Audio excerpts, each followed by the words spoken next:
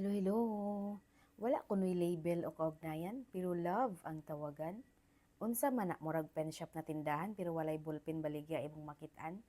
Ngano man gyud mo boys, pero dili tanan, I'm referring to some kay dili tanan pero kasagaran. Pero kung naigo ka, likay rakan.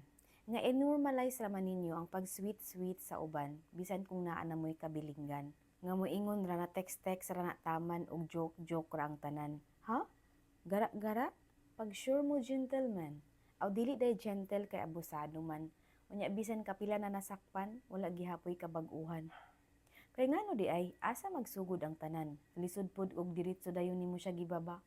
Han, mura man pod ka og karon lang, syempre kinahanglan nimo diskartehan.